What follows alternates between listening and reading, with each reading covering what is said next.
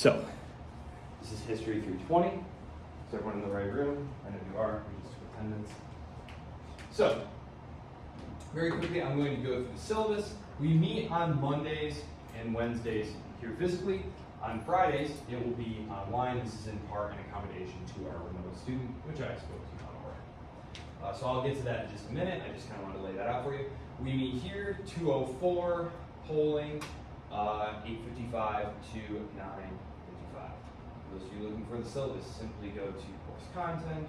Right here, it's the only thing that I'm going to have up here. And here it is. All very straightforward stuff. The books.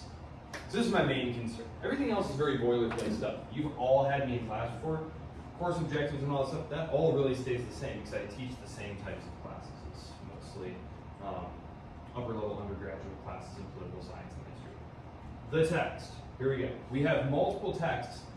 We are not reading this whole book. It's just very difficult to find a good single textbook that covers 1450 to 1914, which is what Dr. Edwards would like this course to be. This is the making of the modern world. Okay, so we are basically interested in 1492, right? If you just want like big, like 1450 is kind of hard to remember, like what happened in 1450. Nothing moves. Some things happened around that time, but 1492, Columbus leaves. 1914, World War I breaks out. That period, you can really, especially when you get into the late 18th century, you can really start to tell this as one story. The world is becoming very interconnected, all tied into one narrative. This is in part because the Europeans basically wind up, controlling, directly administering like 80% of the globe. And so the story, those of you who in here took like my survey class on on history, like that 100 level survey class, where we start out, and I'm like, okay, first we're going to talk about China, what's going on in China, then we'll talk about India, and then eventually we'll tie all these together. Right. Starting in about 1492, we can start telling everything as just like one story, if you remember. So, very hard to find a good textbook for that. So, you have assigned chapters out of this. This is early modern Europe, 1450 to 1789. This is the book we're going to be dealing with for the first several weeks of the class. It's a very good book. It's a very good book.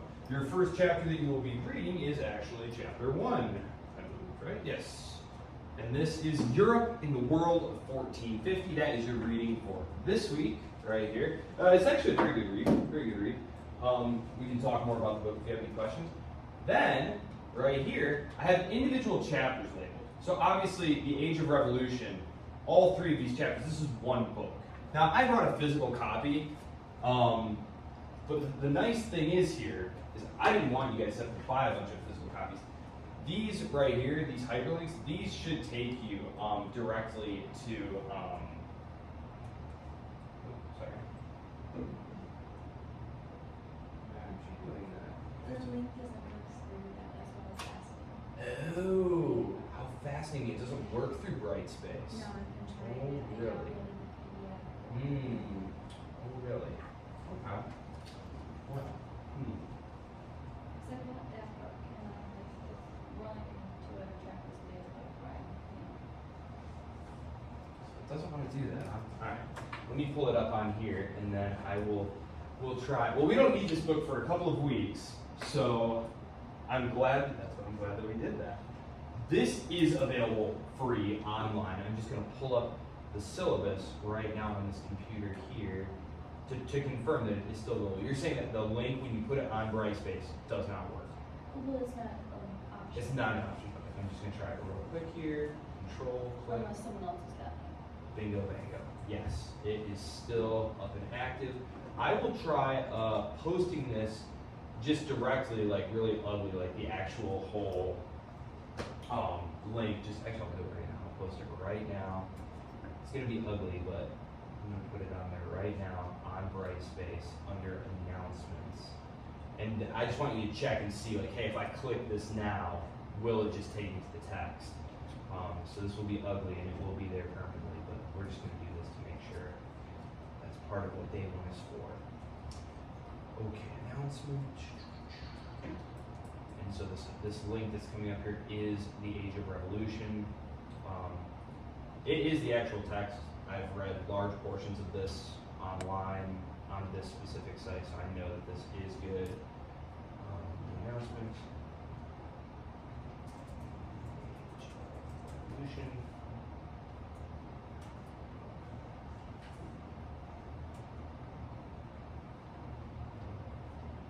Might take a minute for this to come up, but once it does, let me know if that worked and you can access it. Okay.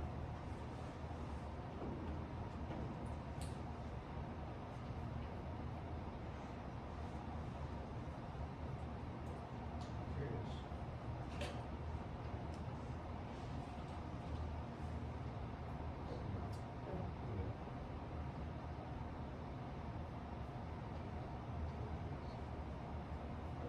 Yeah, it works. Good. Awesome. Okay, super duper. Okay, what is that? That's I'll pull that up here so we can look at it together. So it's let's see. Sorry.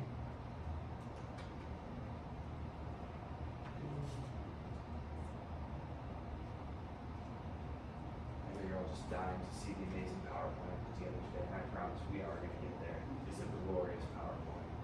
Okay. This is it right here. It's been through multiple rounds of publication. The history actually hasn't changed though since 1789, so we're very fortunate. So there have been other editions. So here's the scoop about these books.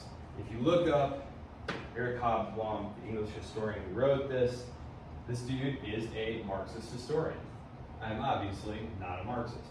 But this book and the two companion books that go with it, Age of Capital and Age of Empire, phenomenal. They're phenomenal books. Very accessible, very informative, and they do a great job. I've always thought so, and so I've continued to use them. So the Age of Revolution, there you go. Let's see. Sorry. Okay. So that's the first one, Age of Revolution. Second one, or actually third one. So we have the Early Modern Europe book, which we'll use for our introductory week, which is this one, because I need to tell you, like, so what's going on in 1450? You know, what is Europe? I'm going to work hard not to make this a totally Eurocentric class, but it is kind of a fact that the world that we're living in today is the product of the 20th century, which is the product of the 19th century, which increasingly came to be dominated by the Europeans. So it's not like I'm going to ignore these other aspects of the story. Those of you who have had me before know that I do not do that, but it is just a fact that's how it's going to be. So we need to understand, what does the world look like in early modern Europe? It's kind of interesting. So right here, we're leaving the high, late medieval period. We're entering the early modern period here. There's some overlap. Obviously, the dates are contested, but it's interesting. I was looking at an article in the Wall Street Journal the other day that was like, what's wrong with Europe? What's going on with Europe? You know, its economy terrible. And the statistics were just incredible. Apparently, Europe is now responsible for about the same amount of global economic and military power it was around this period. So you want to talk about Europe. You want to talk about where Europe's been, right? So this is our, so let's see, 1450, 2025. We'll make this like, 1850 or whatever. I mean, we're talking, it was like one of these, and now boom. And we're right back where we started, right? Europe in 1450 is nothing to really turn your head in terms of its global impact, as we're going to see. Many of the major scientific advancements and achievements that are going on are actually going to be coming from other places. Even things that we really strongly associate with Western civilization actually were imports. Does anyone play chess? Any big chess players in here? Chess actually comes from India. Just one random. You like paper, fireworks, gunpowder, magnetic compasses, algebra. Everybody's like, no way, I'm a liberal arts guy. That's why I'm not a math person. Yeah, that all comes from China or the Indian subcontinent, or actually the Islamic Gold Age. That's why most of the words that are in algebra are Arabic words. That's why we use Arabic numerals. So, we will talk about what happened to the poor Islamic Golden Age, because something terrible did happen. But later on, I will throw these up here as well. Age of Capital Age of Empire. They're really good, especially if you're interested in making sense of the world here. Yes, a digital copy of this is fine. I checked. There's no issue with the page numbers there. Discussion board, 20%. So discussion board. Well, I'll come back to that. Weekly quizzes. Every Monday, I'm just going to give you a quiz. The quiz is literally just like 5 questions straight out of the reading. It's not going to be something like, quote for me, it's going to be something like, which prince was, primarily responsible for the revolt in Bohemia that led to the 30 Years' War, something like that. It's going to be like one of the things where it's like, okay, you read this a bajillion times throughout the course of this chapter, so it's actually super important. Topical paper, that will come at the end. Yes, sir. Is this going to be out of like previous semesters, or is it going to be? Quite probably. Quite probably. Is it easier for you? It's easier for me. It grades it all for me. So if you like paper copies, I have no problem with that, because it's a small class. If it was like 30 of you, I would insist that it be digital. Like for these nice small classes, if you guys want paper, I'll do paper for you. But if digital is cool, we'll just do digital. There won't be a quiz this coming week. I can do that to you on your holiday weekend. Hey, Monday, make sure you log in and do this quiz. No way. We'll take it easy here. Now that you're all here, actually, as I was saying when we first got in here, it's kind of weird. We actually are meeting today, then we won't meet again until next Wednesday, and then we won't meet again until Monday. So it's kind of a slow start to the semester, but that's okay. Just want to make sure we're on the same page here. Topical paper, we'll get to that probably. We'll probably start talking about that at the end of September. You don't have any idea what kind of topic you might want to write about, right? And it's a topical paper. It's very straightforward. It's 5 to 10 pages, double spaced. We'll talk about what kind of sources you're going to have enough sources just here in class to write the paper. Final exam, it's cumulative. There's plenty of pedagogical data out there that shows that you need to have cumulative exams. So there won't be like a midterm or anything, it'll just be a final. Discussion board. Okay, so, discussion board. Here's what I want you to do. For discussion boards, there's going to be a prompt each week. It's going to be different every time. So, this week it's going to be something like introduce yourself and tell us what subject you think you're most interested in this class. It could be something very broad, like how did the European empire start being built? It could be something really specific, like the impact of gunpowder weapons or something like that. So that'll be the weekly quizzes. Yep, 5 questions, multiple choice. There you go, right here. This is everything you need to know about topical paper, final exam, academic student connections. Obviously, you can go over there. The grading scale. This is just the department's grading scale. This is all actually from the department right here. This is all department stuff. Yes, sir. That topical paper section says 3 to 5. Is that what you want us to go And on? so it shall be. Okay. It is in the syllabus that way. I made this syllabus like 6 months ago. As soon as I get my teaching assignments for the year, I'm like, so I actually hadn't looked at this. And that's why I wanted to check those links actually, because a lot of times we put a link on there, and then later it won't open. I run into these problems a lot. So yeah. So there you go. All right, and yeah, everything else is just very boilerplate. This is all just straight from the department. And then here is the reading assignment. So week 1, chapter 1, Europe in the world. Europe in the world of 1450. As we're going to see, Europe was very much not on top of the world in 1450. Not at all. Week 2, politics and power. I guess I'll just say this, because if you look through the book, and you look through the table of contents here, this is a book, y'all have a digital copy or a paper copy or something. Okay, so you're going to see there's some phenomenal stuff on here. I have read this book several times, and they are all very interesting in their own way, but you're going to know that the sections that I pick out and the things that I talk about are largely due with very specific subjects. Economic developments, political developments, and geopolitical developments. Of course, I talk about changes in the social life of these countries, changes in things like religion, gender roles, and racial relations. But I'm not a social historian. That's not my specific specialty. My dissertation is actually in diplomatic history. So geopolitics is what I also write about in my other jobs as well. So that's just what my area of expertise is. Of course we're going to talk about changing gender roles in the environment and things like that. It's just not gonna be, some classes you take that and it's like, oh, okay, this is all we're gonna be really talking about. The other stuff's just kind of gonna be peripheral. Every professor has to make a determination, what are we gonna most focus on? And so the lens that I'm gonna be telling you this story through is largely in terms of relations between states, which are a function of relations within states, which primarily are explained between conflicts over power within those states.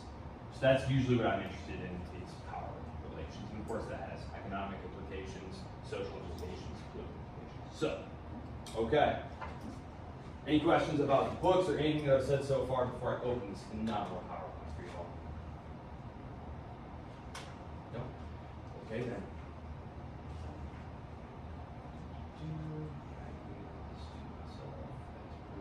Will we have a quiz on Wednesday?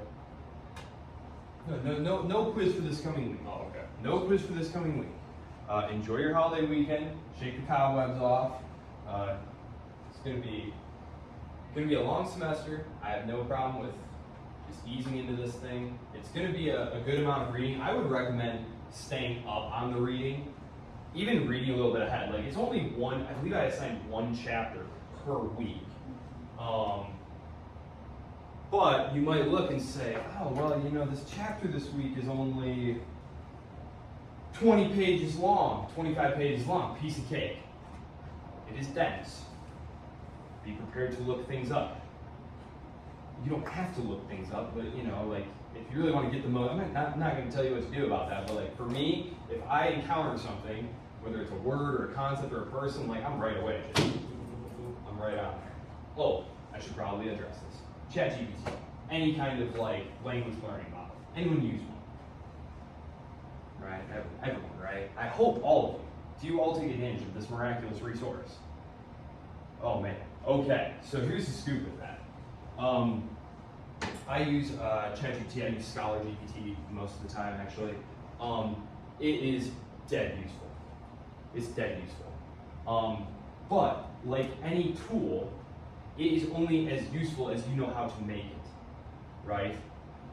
So, you know, the hammer, right? Great tool, except if you're, you know, a goofball and trying to like pound a screw through a piece of cement, right? It's not really what these things are designed for. You can do that, but it's not optimally efficient. So ChatGPT, if you ask it a general question like, why was the 30 Years' War important? It's gonna give you the most generic, vanilla, uninformative, really answer, right? But if you ask it a question, like, because now you know things about it, and you ask it, how does the 30 Years' War fit within the broader framework of religious conflict in Europe? Because you're going to see that there had actually been brutal crusades inside of Europe over religion. And that just the century previously, there had been what was called the Hussite Revolt, and they had to, cut them all down, right? So if you understand the 30 Years' War in this broader context, then ChatGPT will say something, will give you some really, really interesting stuff, and start making all sorts of connections. And you can say, hey, I'm really interested in this aspect of the conflict. Like traveling preachers and the German princes or something like that. It's just a made-up topic. Can you give me some scholarly articles or books that I can look up to learn more about that? Oh man. If I had had this when I was your age, oh my god, I can't even tell you how much time it would save me in the library. Save yourself some time. It's just a tool. I use it in my daily research and stuff all the time. It speeds things up so fast. It's like having a room full of graduate assistants who are like just tweaked out on coffee, ready to help you. They can read, and you can upload PDFs to some of the versions, and it can just read it instantly, keywords, what was I looking for, do yourself a favor. Anyway, but obviously, don't cheat yourself. Don't ask it to write your paper for you, because then you won't really get anything out of it, and the papers are super boring. And if you're asking it to write your paper, odds are you didn't know enough about how to tell it to write the paper in an interesting and convincing way, and so I get this like very obviously AI-generated stuff. So I've been doing this for years now, and it's always very obvious. So, okay, the making of my world. Any questions about that? Also, if I did not mention your favorite AI language model, I'm sorry, I'm very biased towards ChatGPT. Whatever one you use is fine. You're all good in your own way. I always say please and thank you to it as well. So when Skynet goes online and starts enslaving us all, they'll be like, not him. He always said please and thank you to us. So, Terminator. Is Terminator still like culturally a thing? Skynet? Okay. I'm slightly older than I look, maybe. Or maybe I do look my age. Okay, the making of the modern world. Here we go. Lecture 1, 15th century. Just a quick reminder for all of you. I'm talking about the 15th century. I'm talking about the 1400s, right? So it's always like hearkening back, right? So the mid 15th century is the mid 1450s. Are you right there? Key dates. Okay, so I'm just going to blast through some key dates here real quick. In 1054, well, actually, I'm going to start with a map. Maps are better. Okay, this right here, phenomenal. This was the best map of the world that we had in 1450. This was based on the finest knowledge of cartography available at the time. You can see it, right? Point to your house. No, I'm just kidding, of course. So, this is Africa here. That's Europe. That's Asia. And it was drawn like this because Arabic cartographers, who had been leaders in cartography at the time, they oriented it this way, so that like south was at the top of the map, and it was only later that they gradually turned it that way. Map making has its own cool history and study here. The route around Africa had not yet been discerned. That won't happen for another about 35 years. So they weren't really sure if Africa had an edge. They were guessing that it did. They knew that the world was round. Yes? Had it not been discerned, or did people not make it through? That's one of the hardest places. That's a good question. So that's a very interesting. If you all think about, this is a great point here. I was a huge fan of Arctic exploration, like the Drake Passage and stuff. One of the reasons that the Southern Ocean is so violent is if you think about it, there's no continent interrupting that water flow anywhere. Anywhere. So the storms and the waves there are absolutely vicious. So that's a great question. Did someone make it and or try and then die and didn't get back to tell them? Maybe, possibly. We don't know. Zheng He, the Chinese admiral whose treasure fleets were sailing out the century before this, we don't know if they got that far. We know they made it to Somalia on the East African coast, but that is a long way from Cape of Good Hope. The Portuguese, though, were very, very deliberate about this. So here's why I think probably no one had been down there. So this is Africa, exact map of Africa. You can obviously see it. So what they would do is this, and this is kind of funny. I'm not joking. This is how they do it. They'd sell, and here's the Iberian Peninsula, also exact replica. So they sail out, and they start sailing down the coast, and they'd make it to a point, and they'd mark it on their map, because now they have these star charts and isthmuses and all these different things that they can, azimuths that they can, use to discern where they are. They get to a point, and they say, okay, we're out of supplies, time to go back, and they go back. And then the next year, another ship would sail out, and they'd say, okay, we made it this far, now we're going to go back. And in this way, going like 30 or 50 or 70 miles further each consecutive time, they finally, eventually, in, I believe it was 1488, don't quote me on that, we're going to get to it, but 1488 is when the Portuguese finally realized, oh my goodness, Africa does have an end, and now we can access the beautiful trade in the Indian Ocean. So I'm going to talk about this. That's a huge driver of world history. When people ask me, like, what's the big year in world history? What's the big turning point? 1453 is one that I say a lot, but it's a little more complicated than that, because obviously that didn't like emerge into being. Oh my gosh, all these things. Everything has an antecedent, and that's what I want you all to think about. Oh my goodness, Vladimir Putin suddenly invaded Ukraine. Whoa, he's so crazy. Why'd that happen? Oh my gosh, Iran is fighting with Israel. How did this happen? It's just happened, and people are crazy, right? That's what the news tells you. People are just psychos and crazy. If you understand the whole history before that, this is never to apologize or excuse what's happening, but it is to say that you can understand it. You can understand the motivations of actors if you understand their context, which means understanding their history. So this is the map in 1450. Like I said, best map they had. He's a Venetian cartographer. That is not a coincidence. We will talk about the importance of Venice and the Venetians. So that's a map. I'm going to keep going with maps here, and then we'll come back to some of those bullet points. It might be helpful for you to be able to picture what we're talking about here. So these right here, this right here, got my laser pointer, sorry. Silk Road. Very, very important. Very, very important. It was these trade routes which allowed, especially the overland routes. We're really, really interested in the overland routes right now. These overland routes allowed the produce of the East Asian islands, of the Indonesian archipelago, Philippines, things like pepper, salt, nutmeg, all these different things, porcelains, fabrics from China. That's how silk came to Europe. Some monks, some Orthodox monks, smuggled silkworms with their things and brought them back to Byzantium. That was a big no-no. That was a big no-no. You could be executed for trying to do that. Because that was part of their economy, was making silk and then exporting it. And of course, the imperial government in China would take a cut of that. So coming across land, this stuff would hit the Byzantine Empire right there in modern day Turkey, and then they would load up in these entrepôts like Constantinople there, and then it would come to Europe.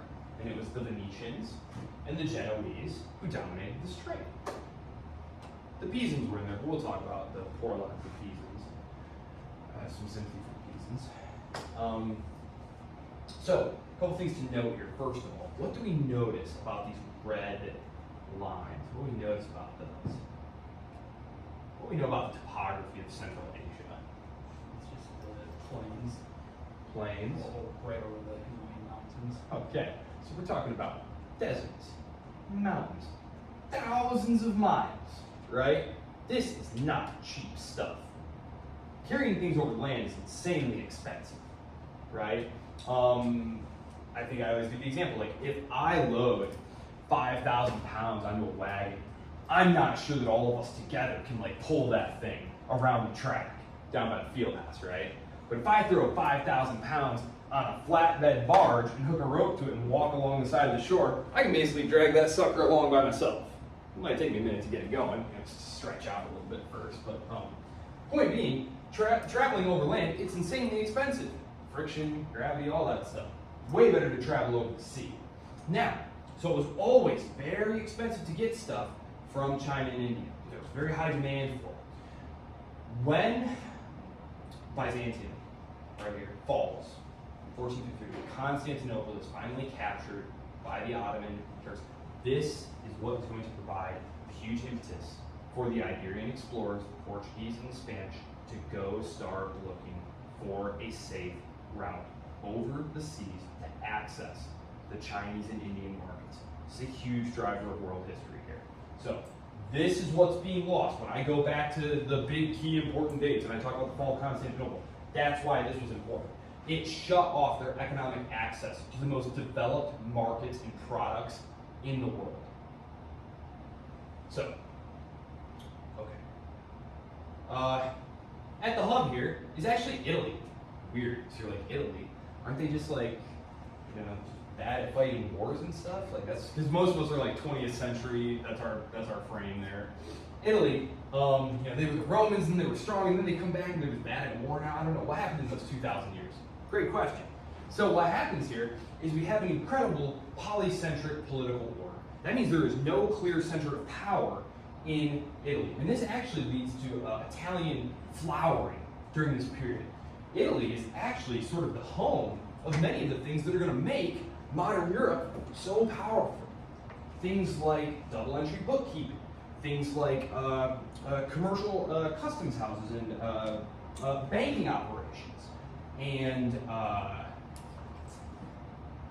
so the Italians also like manufacturing, Republican government. This is all, if you're in Italy from about 1200 to 1400, 1450, Italy is where it's happening. It's where all the scientific advancements are happening. It's where all the great universities are. You think about people like Galileo, you think about people like Dante. Like, this is where everything's happening. This is where all the wealth is, and it's because the wealth is coming in via sea. You have here Venice, right here, Venice, and then right over here you have Genoa. And these were, and right here, there's Pisa. Oh, you don't even have Pisa on here. Poor Pisa. There, oh, they do. Okay, Pisa right here.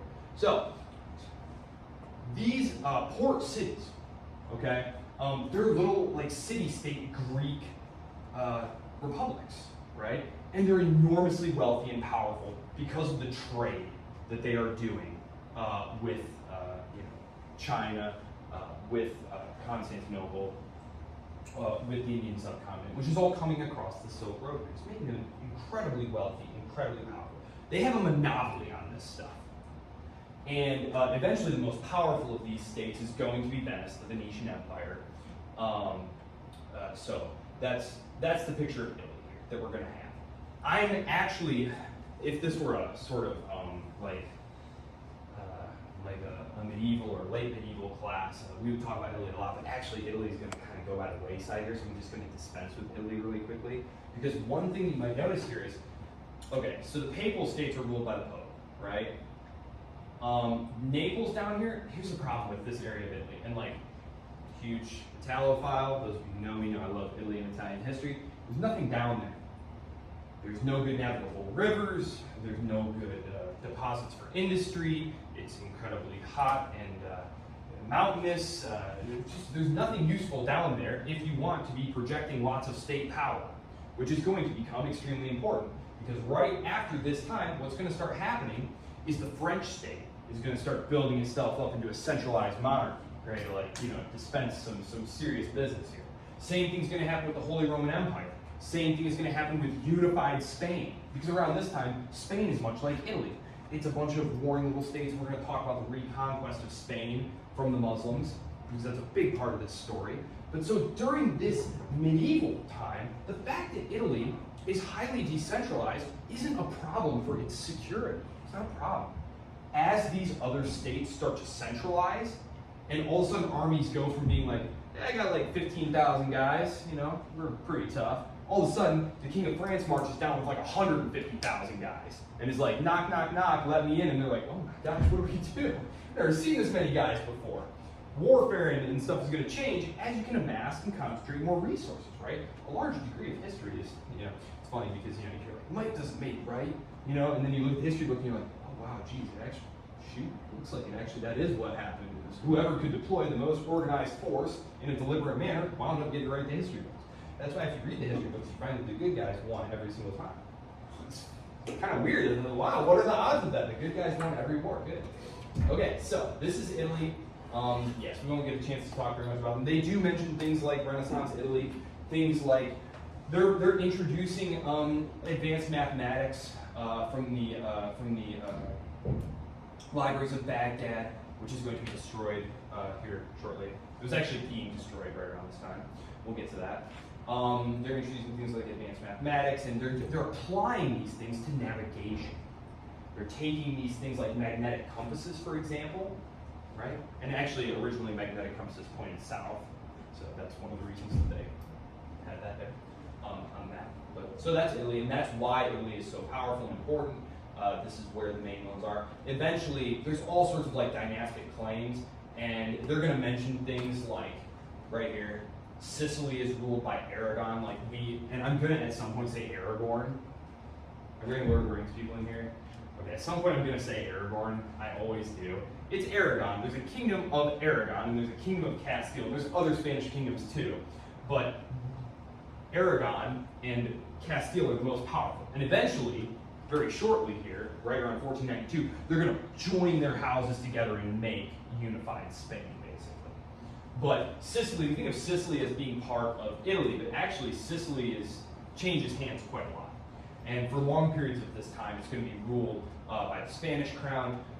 Naples is going to be, this kingdom of Naples right here, this is going to be ruled by the Spanish crown as well. But like the French king has claims to Naples and Milan, and so it's, because it's all, dynastic politics. So who gets to rule something isn't based on who won an election. It's my great-great-granddaddy, and we break out the dynastic book, and you're like, oh yeah, it seems that he is next in line for the throne. Even so, you have a guy show up, like King Louis I can't remember which one. He shows up in Naples like, here I am, your rightful monarch. Who are all you people? what language do you speak here? You know, but that was considered not that new. Nationalism isn't a thing yet. The idea that there's like a French people, no, there's like 30 different French dialects. What we today call French is spoken by basically the court right around Paris. Very, very small. The French king is super duper weak. We are in feudal Europe still. We're transitioning to modern Europe, where the state is going to centralize and bureaucratize and become very powerful. We're going to have those absolutist kings. Okay? But at this point, it's still very much the king is super weak, and he has to like beg his lords and his barons to like, please come on, I just need some money or some troops. And they're like, maybe not. You know? So it's going to be a whole process there. Okay, so that's Italy. The rest of the world, let's look at Europe. Yeah, let's look at Europe here. Just look at this mess. Holy smokes, what are we even looking at here? Okay, so the Holy Roman Empire. That one looks like, oh wow, obviously Germany is kicking some butt. No, not actually, because this is what the Holy Roman Empire looked like on the inside. When I talk about these monarchs being weak, this is what I'm talking about. It is impossible to get everyone to agree to a course of action here. So, you know, you're like, I'm the emperor. Listen up, guys. We got a big problem. We need some taxes to raise this army to go do this thing. And you got to get like 300 people to agree with you on this. First, you got to get them all in one place so that you can have, they call it a diet. Just like you got to get everybody together, and then it's just terrible. Terrible. So yes, the Holy Roman Empire. But France is the same way. It's not fragmented to the degree of the Holy Roman Empire. But France has several very large blocks, like the Duke of Burgundy, for example. Very powerful, very powerful.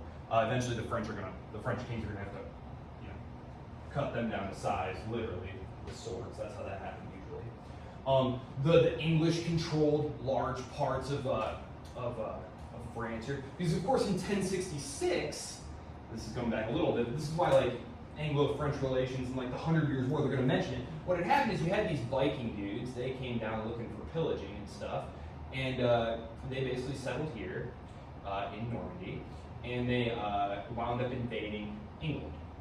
So when you hear like Anglo-Normans or things like that, it's because there were Anglo-Saxons here in England, and they got conquered by the Normans, who had come from, you know, up here in Scandinavia, over here into Normandy. For those of you World War II fans, landings in Normandy, that's the area where the Normans landed, and they showed up, and these huge like Viking dudes, like, yo, you all look like you got a bunch of stuff we could plunder, and the local lords were like, hey, got a great idea. Why don't we just tell them that we'll just give them this plunder, and we'll call it taxes, and they can then not kill and sack our towns, and we'll just pay them this plunder, this tax, every year, and they can protect us from other people like that.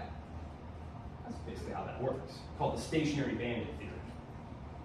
So you basically show up and are like, yo, there's a lot of nasty guys like us around, so you want us to protect you? Okay, pay up. They do this all over the place. The Normans wind up coming down here as well. They make a similar deal down here. In fact, when we talk about the First Crusade, because we will talk about the First Crusade a little bit, the Norman, the Italo-Norman, the Sicilian barons down here are the ones who are going to be the most successful knights in the First Crusade. Bohemond of Toronto, for example, and his son Tancred. They're Normans. And you wind up getting Normans populating many of the royal houses of Europe. So this is Europe. Again, it's all broken up. They have the major kingdoms here. There's Aragon, there's Castile. Those are going to get merged. Right down here we have something very interesting going on. Caliphate of Granada, the Emirate of Granada. They're not Arabs, they're Moors, they're North African Muslims. At one point, well, I didn't intend to go that far. So Islam explodes out of the Arabian Peninsula, right? In the 600s, 700s, 800s, and they wind up covering all of North Africa. They cross over into Spain, and they get pretty much all the way into here, where they're defeated in a critical battle at Tours by Charlemagne's grandfather, Charles Martel. And Islam is pushed back over to the other side of the Pyrenees Mountains. There are these big mountains here called the Pyrenees. But Spain is under Muslim rule then for several hundred years. And it's a very, very, very slow process to push them out.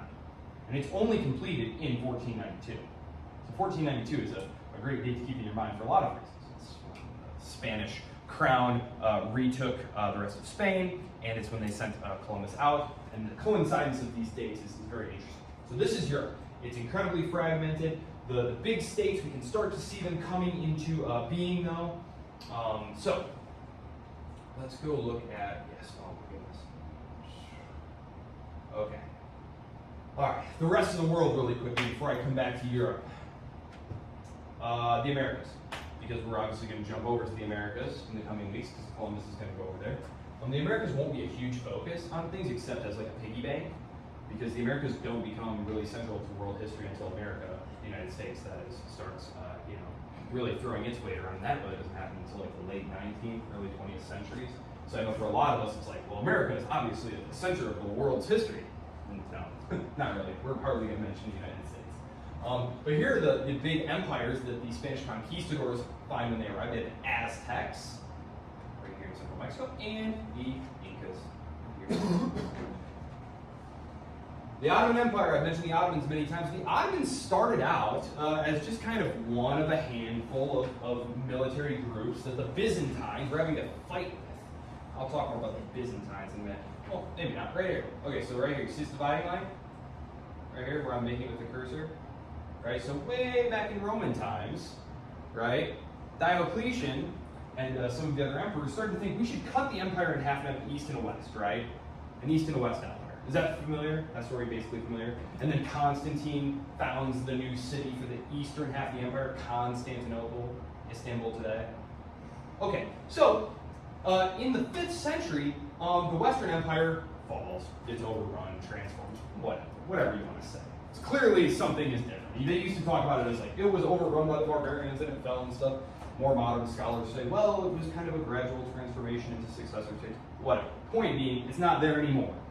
So they didn't call themselves over here Byzantines. They called themselves Romans. They were the Roman Empire. Later historians, like a millennium later, started calling them Byzantines to differentiate them and distinguish them. But this was the Roman Empire, right over here. And so when I say the Byzantines, these are just the Roman Empire. Well, their territory is slowly getting eaten away over the centuries. You think about it. We're talking about the 5th century. Now we're in the 15th century. It's been 1,000 years.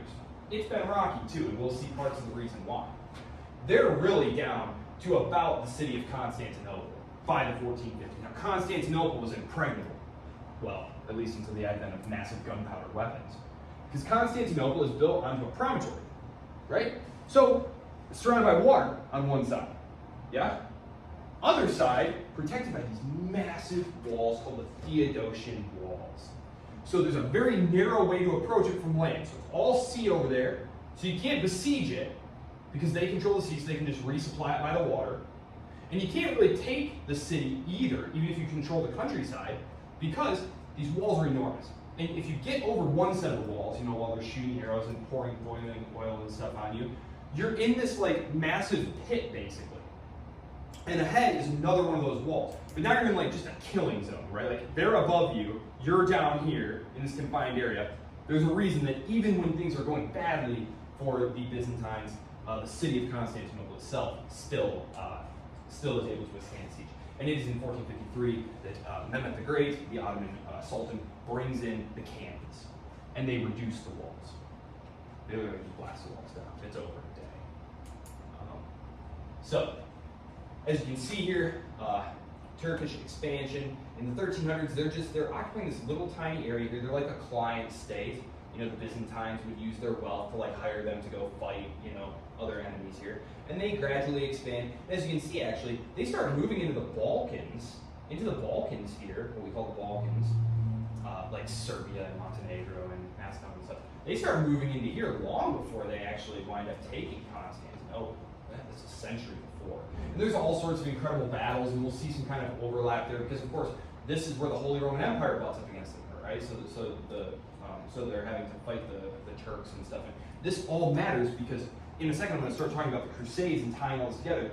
And when you think about someone like Columbus or someone like that, you have to think of them in terms of like a crusader mentality. Because we think of the Crusades as being like, well, that was like way medieval time, and Columbus is like very modern. No, the religious warfare and fighting to convert for God and stuff like that was such a huge part of their world. So we'll see that in just a second. Elsewhere, we got the Ming Dynasty is contemporaneous with the 1450s. This is the last ethnically Han Chinese dynasty. It will be overrun in a couple of centuries from the north, as always. That's why the Great Wall is all built up here. Doesn't really work very good, but the Mughal Empire. It's not quite there yet. But I decided to throw it up there because the Mughals will basically be there until we start bringing in the British and tying everything together.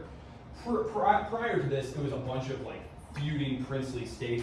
India's topography is very challenging, and so the history of India is largely one of either external conquest from the north, or eventually by the British by sea, but usually from the north, or it's a bunch of competing princely states. So I put the Mughal Empire up there because then at least you can kind of see like one thing. So when I talk about the Mughal Empire, you're like, oh yeah, India, right? Because India isn't really a thing. Then we have here the Safavids, which again, it's like the Safavids will be coming along in like another 75 years. But again, prior to that, I have to talk about all these other things and these competing states. It's easier to just say we have the Safavids, we have the Mughals, we have the Ming, and we have the Ottoman. And now you have your big map of Asia in your head, and you can understand how this is going to relate to Europe. So, and there is Europe. Okay, why are we going to talk about Europe? Okay, really quickly before I go to the timeline here, because I have 9 minutes, phenomenal. Why are we focusing on Europe? Things to know about Europe in the 15th century. Europe is going to move quickly from being one of the poorest and least populated areas of the quote-unquote old world. I'll probably say old world sometimes. That's just like, Asia and Europe versus like the new world of the Americas. They're going to dominate the globe. They're going to spread its ideologies, economies, and institutions all over the place. Even something like, China, right? What's China? What's the Chinese government? CCP. The CCP. But what is Marxism? Marxism is an Enlightenment ideology. It's a fundamentally Western ideology. So even like the most foreign, government that you can think of today is still inherently, fundamentally a Western government. So very interesting.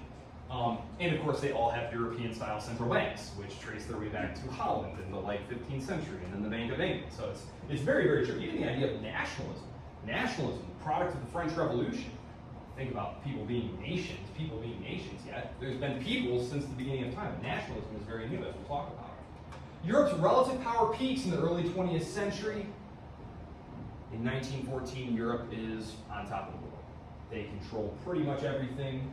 And then they decide to have a 30-year civil war and kill themselves all dead, and destroy their empires and bankrupt their countries. And hasn't been a great time since. Really, the Americans subsidized them and propped them up, and gave them all sorts of perks in the latter half of the 20th century to kind of bring them back around. But it's really very, very incredible. And when we get to World War I, we'll spend a whole week talking about the build-up to World War I and what it was ultimately fought over.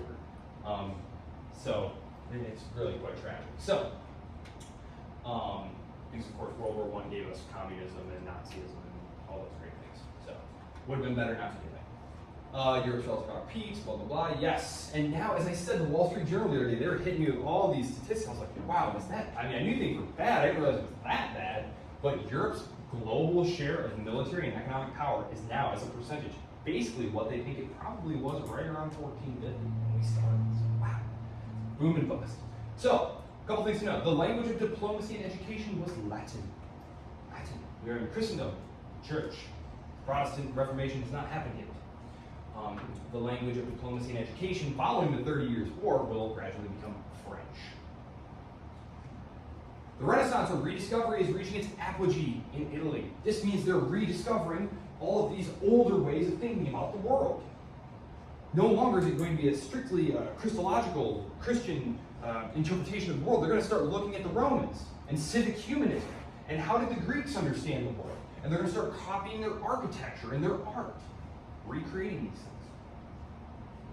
Outside of Italy, feudal monarchy rules. And remember, when we think of feudal monarchy, we need to think of a king who's super weak and basically always got his hat in hand and is begging his nobles, like, number one, please don't try and overthrow me. Number two, can I please have a little bit of money?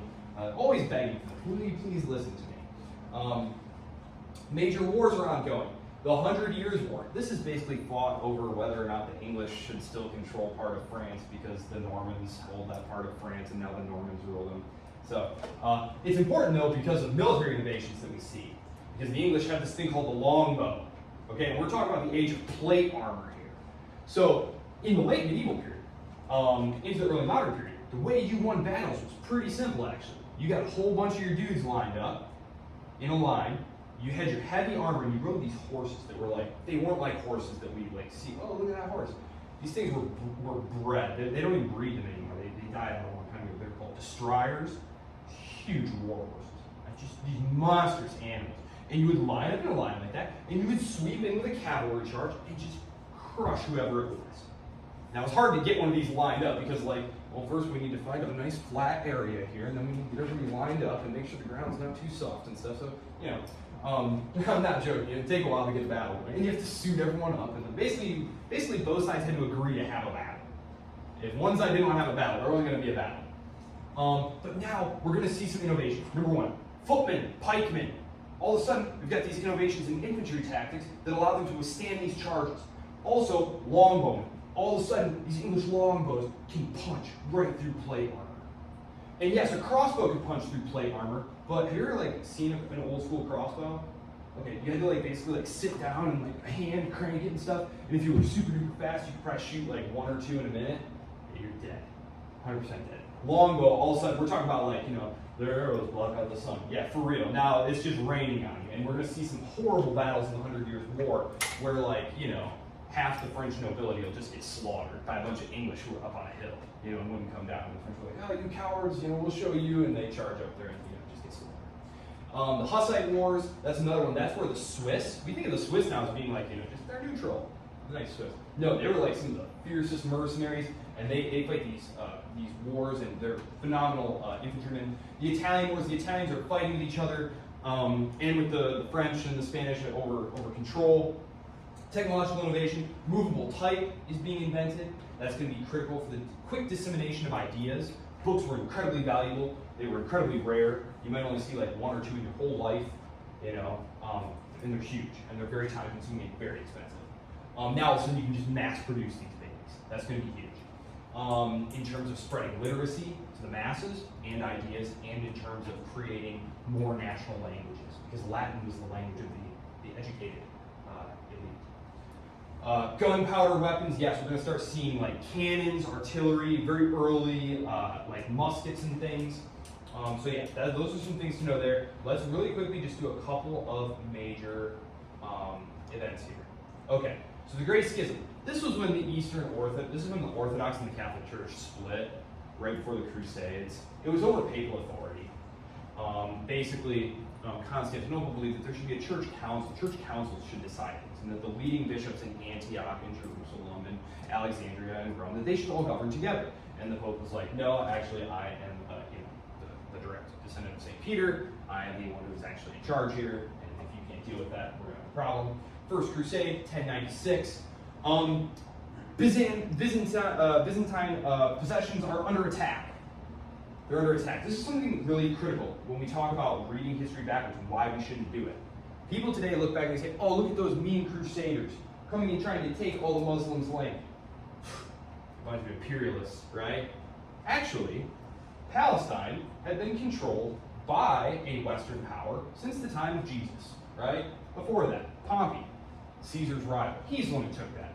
And the Western powers, the Roman Empire, doesn't lose control of Palestine for almost 1,000 years, right? And then they very quickly, within about 200 years, start trying to take it back.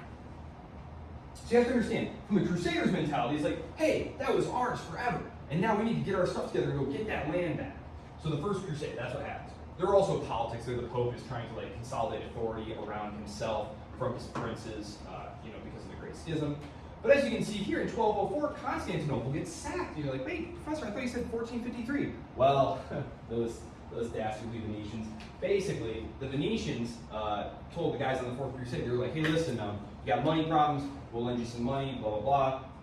They don't wind up having it, and they decide what would be best for everyone is if we just sack Constantinople instead.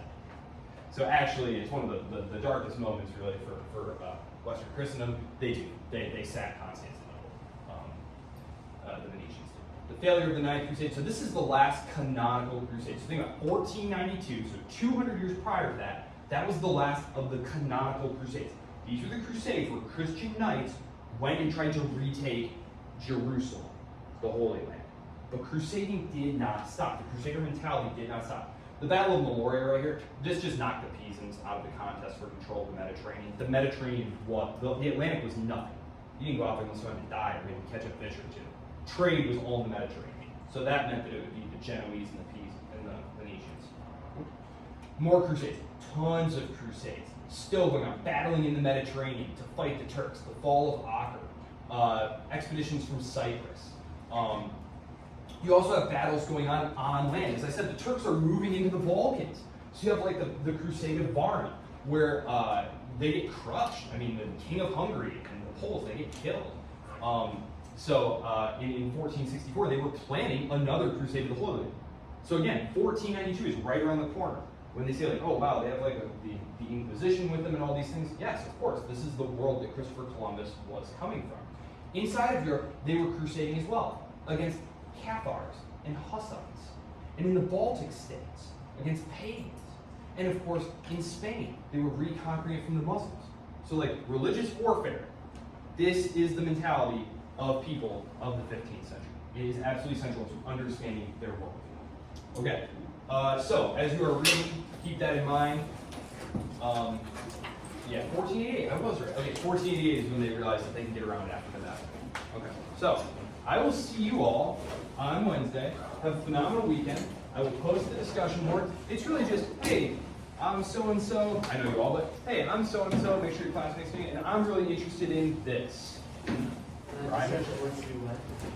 I'll just leave it open until like Sunday night. Everyone have a phenomenal weekend.